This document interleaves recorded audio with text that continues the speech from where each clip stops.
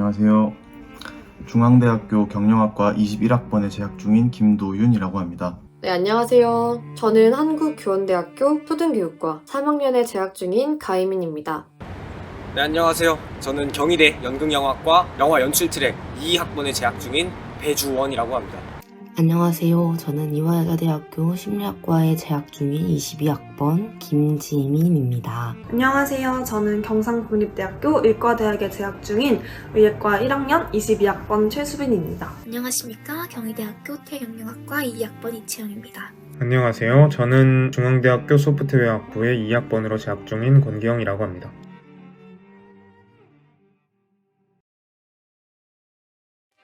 저희 학과인 초등교육과를 들으셨다면 제 꿈, 또 제 진로가 무엇인지도 쉽게 아실 거라고 생각해요. 이 초등교육과 직관적으로 연결될 수 있는 직업, 바로 초등교사가 제가 희망하는 저의 진로입니다. 그런데 여러분이 저한테 처음부터 초등교사를 꿈꿨냐고 물으신다면 글쎄요. 저는 아니라고 말씀해드릴 것 같아요. 저는 굉장히 여러 가지 계기들을 통해서 종합적으로 초등교사라는 꿈을 갖게 되었기 때문이죠. 저는 인간의 행동을 과학적으로 연구하고 관련된 이론을 도출해낸다는 점에 흥미를 느끼고 심리학과에 진학을 하였는데요. 이와 관련해서 다국적 기업에서 마케팅 관련 직무를 맡거나 인사팀에 들어가서 사람들을 적재적소에 배치하고 관리 및 운영하는 역할을 하고 싶습니다. 제 꿈은 호텔리어입니다. 제가 호텔리어라는 꿈을 가지게 된 계기가 책 때문은 아니지만 저는 책을 통해서 꿈을 보다 구체화시킬 수 있었다고 생각을 합니다. 저는 아직까지 구체적으로 어떤 직업을 가지겠다라고 하는 진로를 가지고 있지는 않습니다. 하지만 저는 경영학과인 저의 전공을 살려서 회계 또는 스타트업 쪽으로 진출하고 싶은 그런 생각을 가지고 있습니다. 저희 꿈은 고등학교 때는 일상 속 복잡한 문제를 수학적으로 나타내고 이를 AI를 통해 해결하는 그런 개발자가 되어야겠다라는 생각을 하였는데요. 지금에 와서도 거시적인 목표는 변함이 없지만 단기적으로는 그 목표를 위해 기반 과목들을 대학교에서 열심히 공부해야겠다라는 목표를 가지고 있습니다. 저는 사회에 꼭 필요한 사람이 되고 싶었고 또 선한 영향을 끼치는 일을 하면서 제 삶의 가치를 높이고 싶다는 생각에 의사를 꿈꾸었습니다.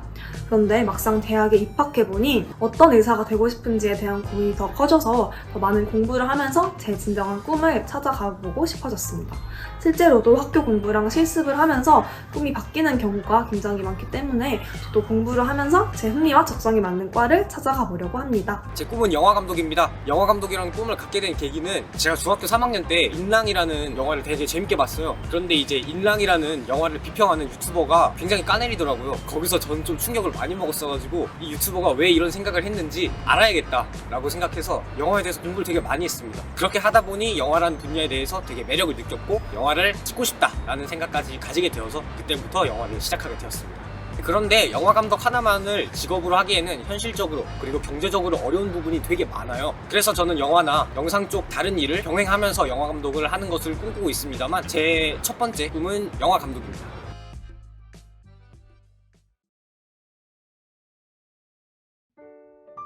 제가 고등학생일 때 이완배 작가님의 경제의 속살이라는 책을 읽어본 적이 있는데요. 이 책이 저의 진로에 큰 도움이 되었습니다. 이 책은 행동경제학에 관한 책으로 기존의 인간을 이기적이고 합리적인 존재로 상정했던 고전 경제학에 맞서서 인간이 가진 이타성 그리고 화학과 연대의 가능성에 대해서 이야기하고 있습니다. 경제학에조차도 심리학이 활용되고 있다는 것을 직접 확인하며 심리학의 영향력을 체감할 수 있었던 책이 되었고 이와 함께 더불어 살아가는 사회에 대해서 진지하게 고민해 볼 수 있었던 시간이 되어 정말 인상적이었습니다. 제가 구체적인 진로를 가지고 있진 않지만 제가 경영학과라는 직업을 선택하게 된 것에는 책의 이유가 가장 컸는데요. 그 중에서 대표적으로 두 가지만 말씀드리자면 첫 번째로 괴짜경제학이라는 책이 있습니다. 괴짜경제학이라는 책은 평소에 되게 재미없고 고리타분하고 좀 따분하다고 느껴졌었던 경제 원리에 대한 것을 되게 재밌고 이해하기 쉽게 풀어낸 책이었기 때문에 고등학생이었던 제가 이 책을 읽고 경제라는 학문에 큰 관심을 가지게 된 가장 큰 계기가 되지 않았나 라고 생각합니다. 그리고 두 번째로 넛지라는 책이 있습니다. 넛지라는 책은 행동경제학 관련해서 되게 좋은 책으로 인정받고 있는데, 이 책을 읽음으로써 행동경제학 그리고 사람의 심리에 관련된 경영의 원리, 그런 것들을 알게 되었기 때문에 구체적으로 저의 경영학과를 진학하고자 하는 그런 의욕과 방향을 설정해준 데 도움을 주었던 책이었습니다. 제가 호텔리어라는 꿈을 처음 가지게 되었을 때는 그저 호텔의 꽃, 호텔의 얼굴이라는 호텔리어의 단편적인 부분만 보고 호텔리어라는 꿈을 가지게 되었습니다. 그러나 고등학교 시절 지속가능한 여행을 하고 있습니다 라는 책을 통해서 여행이 환경에 어떠한 영향을 미치는지에 대해 알게 되었고, 지속가능한 여행을 위해서 호텔이 할 수 있는 일은 무엇이 있을까에 대해 고민하게 되었습니다. 이러한 일련의 과정을 통해서 저는 그냥 호텔리어가 아닌 모두를 위한 호텔리어가 되자는 것을 저의 목표로 삼게 되었고, 조금 더 꿈을 구체화시킬 수 있었던 것 같습니다. 진로에 도움이 된 책은 두 가지가 있는데요. 첫 번째는 미래를 바꾼 9가지 알고리즘이라는 책입니다. 이 책을 읽으면서는 내가 컴퓨터공학을 좋아하고 가슴이 뛰는구나를 느낄 수가 있었고요. 두 번째 책은 이기적 유전자라는 책인데요. 이 책을 읽으면서 제가 계속 컴퓨터나 수학에 대한 지식과 이기적 유전자라는 책을 관련 짓고 또 연계해서 활동하는 그 모습을 보고 진로가 적성에 맞는구나라는 거를 느낄 수가 있었습니다. 제가 학창시절에 되게 진로와 관련해서 인상 깊게 읽었던 책은 바로 알렉산더 맥켄드릭 작가님의 영화 수업이라는 책입니다. 이 책은 크게 두 가지 파트로 나뉘어 있는데요. 첫 번째는 작법 파트고 두 번째는 연출 파트입니다. 작법 파트에서는 이야기를 어떻게 하면 조금 더 깔끔하고 간결하게 써내릴 수 있는가, 그러면서도 더 관객에게 깊은 울림을 줄 수 있는가 등등을 가르쳐줬고요. 이야기에 어떤 부분을 넣고 이야기에 어떤 부분을 빼야 하는지 그런 것들을 많이 가르쳐줬던 그런 책입니다. 그리고 연출 파트에서는 인물이라든지 피사체를 어떤 장면으로 어떤 모습으로 찍어야 조금 더 그 인물의 감정을 극대화시킨다든지 그 공간의 분위기, 그런 것들을 잘 나타낼 수 있는지 가르쳐줬던 책이었습니다. 제가 이 책을 최근에 와서도 감명 깊게 생각을 하고 있는데, 대학에 와서 전공 수업을 듣다 보니까 되게 책과 전공 수업에서 일치하는 부분이 굉장히 많았어요. 그리고 더 나아가서 조금 더 세밀하고 세세한 부분까지 알려주는 것이 많았고, 더 중요한 쟁점을 짚어주는 부분도 되게 많았어서 저는 아직도 이 책에 대해서 정말 새롭게 보고 있는 중입니다. 제가 읽었던 책의 제목은요, 식물의 힘이라는 책인데요. 이 책에서는 교사가 만든 녹색 교실을 통해서 문제아였던 학생들이 얼마나 크고 긍정적으로 변화하게 되었는지를 말해주고 있습니다. 이 책을 보면서 저는 교사의 영향이 정말 크다는 것을 느꼈고, 이 학생들이 이렇게 변화할 수 있다는 점에서 놀라움을 느꼈습니다. 그래서 한편으로는 나도 이 교사처럼 긍정적인 영향을 미치는 사람이 되고 싶다라고 생각을 했어요. 그래서 그 생각이 저를 초등교사의 길로 이끌게 되었지 않나 싶습니다. 제가 의사를 꿈꾸게 된 계기가 특별히 따로 있는 건 아니지만, 국종 교수님의 골드나워라는 책을 읽고 의사라는 직업을 동경하게 된 것 같아요. 이미 너무 유명한 책이지만 저는 정말 재밌게 읽었습니다. 그리고 의사가 말하는 의사라는 책도 제 진로를 선택하는데 굉장히 많은 도움이 되었어요. 저는 이 책 시리즈를 대부분 다 재밌게 읽었어가지고 진로를 탐색하고 있는 학생들에게도 추천하고, 또 진로를 이미 정하고 그 진로에 대해서 더 깊이 알아가고자 독서를 하는 친구들에게도 추천하는 책입니다.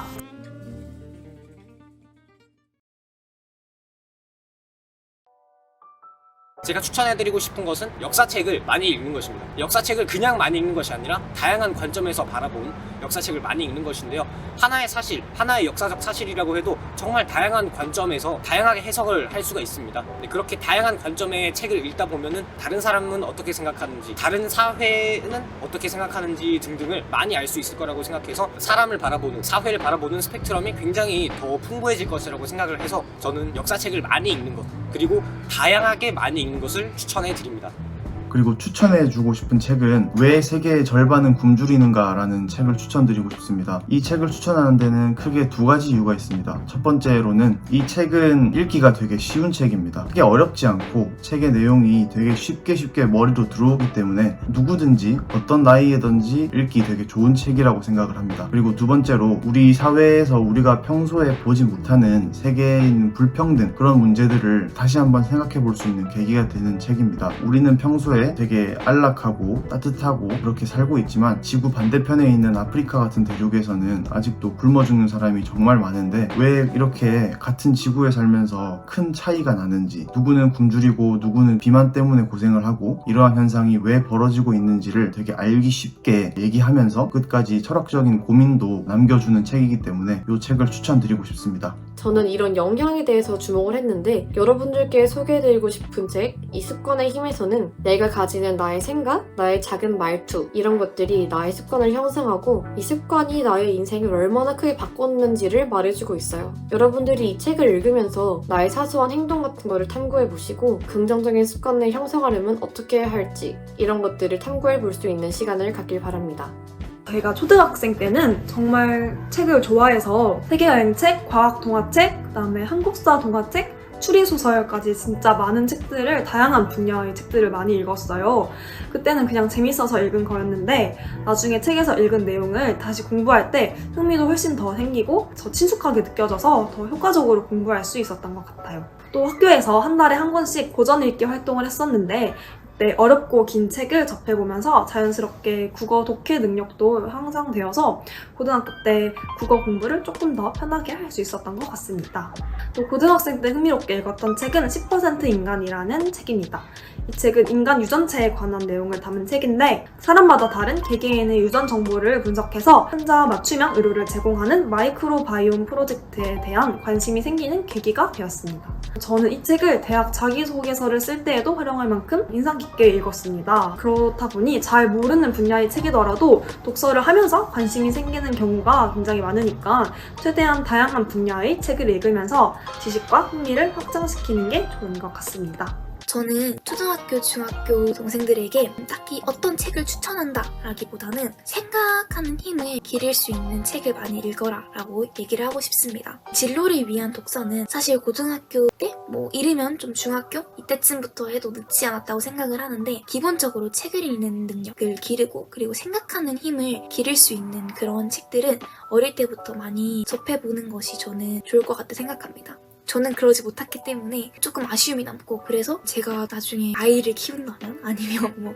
동생들에게 이런 조언을 할 수 있는 자리가 생긴다면 생각할 수 있는 힘을 기르게 해주는 책을 많이 읽어라 라고 전달해주고 싶습니다. 그리고 책은 진로를 선정하는 데 있어서도 큰 역할을 한다고 생각합니다. 사실 저희가 많은 경험들을 그리고 많은 진로와 관련된 경험들을 직접적으로 할 수는 없습니다. 현실적으로. 그렇기 때문에 책을 통해서 많은 정보를 접하고 그런 정보를 토대로 관련된 경험을 하나씩 해보면 진로를 구체화시키는 데 도움이 되지 않을까 생각을 합니다. 그리고 마지막으로 추천할 책은 컴퓨터공학 교수인 랜디 포시가 집필한 마지막 강의라는 책이 있습니다. 보통 컴퓨터를 다룬다고 하면 계속 의자에 앉아있고 좀 융통성이 없는 그런 이미지를 떠올리실 수가 있는데 이 책은 그런 이미지와 반대되게 대인관계의 중요성에 대하여 언급을 하고 있기 때문에 인간관계가 진로만큼 중요한 요소 중에 하나라고 생각을 하기 때문에 저는 인간관계를 돌아볼 수 있는 계기가 될 수 있던 것 같아서 이 책을 추천하게 되었습니다. 저는 여러분들에게 필수 고전으로 꼽히는 책들을 많이 읽어보았으면 좋겠다고 이야기 드리고 싶습니다. 특히 멋진 신세계나 1984와 같이 디스토피아를 다룬 책들을 많이 읽어보았으면 좋겠는데요. 이러한 책들을 우리 사회에 직접 접목시켜 보았을 때 좀 더 생각할 거리가 많아지고 그 사고의 폭이 넓어지는 것을 경험할 수 있을 것이라고 생각하기 때문입니다. 이와 더불어 이러한 고전에 나오는 용어나 인물들이 다양한 글 속에서 관용적인 표현으로 사용되고 있기 때문에 이러한 책들을 미리 많이 접해두면 이후에 더 풍성한 어휘력을 가질 수 있을 것이라고 생각합니다.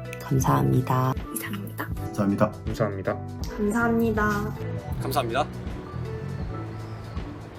네,